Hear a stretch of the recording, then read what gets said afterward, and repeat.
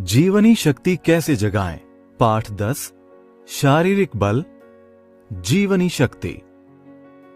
शारीरिक बल एवं जीवनी शक्ति दोनों में काफी अंतर है। दोनों आवश्यकता अनुसार प्रकट की जा सकती हैं। शारीरिक बल को पहलवानी बल या पशु बल भी कह सकते हैं। अधिक भोजन की आवश्यकता ऐसे लोगों को हो सकती है जो भोजन और कसरतों के द्वारा अपने शरीर को पुट्ठेदार बनाना चाहते हो। इस प्रकार का शरीर जब अपनी क्षमता और क्रियाशीलता प्रदर्शित करता है तो जीवनी शक्ति का व्यय अधिक मात्रा में होता है। व्यय के कारण जीवनी शक्ति आगे चलकर मंद गति से कार्य करने लगती है। परिणाम होता है कि पहलवान असाध्य रोगों के शिकार होकर अल्पायु में ही मर जाते हैं। आज तक विश्व का कोई पहलवान दीर्घायु होकर नहीं मरा। जैसे दोनों ओर से जलने वाली मोमबत्ती जल्दी नष्ट हो जाती है, उसी प्रकार जीवनी शक्ति का अत्यधिक व्यय होने से पहलवान भी जवानी की उम्र पार करने के बाद रोगी तथा निर्बल होकर जल्दी मर जाते हैं। जीवनी शक्ति का आधार भोजन नहीं है, अतः किसी भी पौष्टिक भोजन से जीवनी शक्ति में तनिक भी वृद्धि नहीं की जा सकती है। व्यक्ति के स्वस्थ होने की पहचान उसके चेहरे से नहीं हो सकती। ये जरूरी नहीं है कि जो व्यक्ति गुलाबी चेहरे वाला या शरीर से गठीला अथवा भरा पूरा है वो स्वस्थ भी होगा। इसी प्रकार काफी ऊंचाई या सीने की चौड़ाई या अधिक वजन द्वारा भी स्वास्थ्य का सही अंदाजा नहीं लगाया जा सकता है। ऐसा बहुधा देखने में आता है कि बाहर से हृष्ट पुष्ट दिखाई देने वाले लोग वास्तव में अंदर से अनेक रोगों से ग्रस्त हैं। व्यक्ति के वास्तविक स्वास्थ्य की पहचान है: 1. बिना भोजन किए एवं बिना थकावट महसूस किए लगातार कितनी देर तक कार्य कर सकने की उसकी क्षमता है, तथा 2.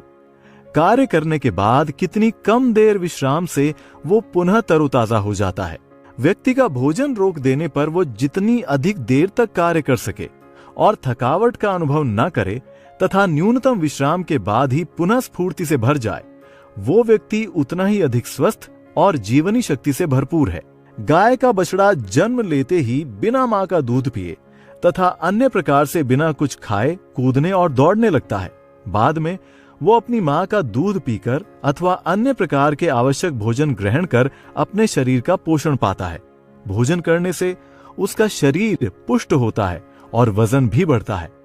शरीर को हृष्ट पुष्ट बनाने अथवा वजन बढ़ाने में भोजन आवश्यक सामग्री है। जीवनी शक्ति उस भोजन को पचाकर रक्त, मांस, मज्जा, वीर्य आदि में परिवर्तित करने में लगे हुए सभी अंगों जैसे आमाशय, लीवर, छोटी आंत आदि को निरंतर गतिशील रखती है। अधिक व्यायाम और पौष्टिक भोजन से पुट्ठों का निर्माण होता है और शारीरिक बल बढ़ता है, परंतु मल का संचय होने से जीवनी शक्ति कम होती जाती है। जब भी जीवनी शक्ति अपने ऊपर आए अत्यधिक भार के कारण मंद गति से कार्य करने लगती है, तभी पाचन प्रणाली का कार्य ठीक ढंग से नहीं होता और मल का पूर्णतः निष्कासन न होने से उसका प्रत्येक अंग में जमाव होने लगता है, जिससे शरीर में रोग आने लगते हैं। मल का यही जमाव समाप्त करने के लिए जब जीवनी शक्ति क्रियाशील होती है, तब अक्सर उस मल को वो मल, मूत्र व पसीने के प्राकृतिक मार्गों से नहीं निकाल पाती और शरीर के अन्य संवेदनशील भागों से निकालती है। इस प्रक्रिया को हम उन अंगों का रोग कह देते हैं। जीवनी शक्ति की कार्य प्रणाली। शरीर के आंतरिक एवं बाह्य सारे कार्य जीवनी शक्ति द्वारा ही संपन्न होते हैं। जीवनी शक्ति शरीर में निम्न 3 कार्य भी करती है। पहला, श्रम का कार्य, दूसरा, पाचन तथा पोषण का कार्य और तीसरा, विकार विसर्जन का कार्य। अतः जीवनी शक्ति के प्रवाह में अनावश्यक रुकावट नहीं होनी चाहिए। जीवनी शक्ति उस विद्युत धारा के समान है जो एक ही साथ बल्ब द्वारा प्रकाश, पंखे द्वारा वायु, हीटर द्वारा गर्मी, मोटर द्वारा मशीनों का संचालन तथा उत्पादन कार्य करती है। किंतु जब इनका भार उस पर क्षमता से अधिक पड़ता है तो उसकी गति मंद और अनियमित हो जाती है, जिससे उसका कार्य कभी कभी रुक भी जाता है।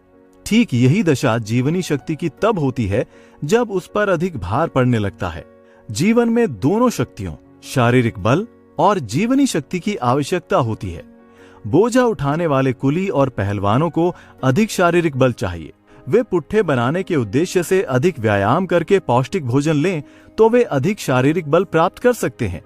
इसके विपरीत साधारण कार्य करने वाले व्यक्ति जिनको शारीरिक श्रम की अधिक आवश्यकता ना हो, उन्हें बहुत कम भोजन की आवश्यकता है, जिससे उनकी जीवनी शक्ति सजग होकर काम कर सके।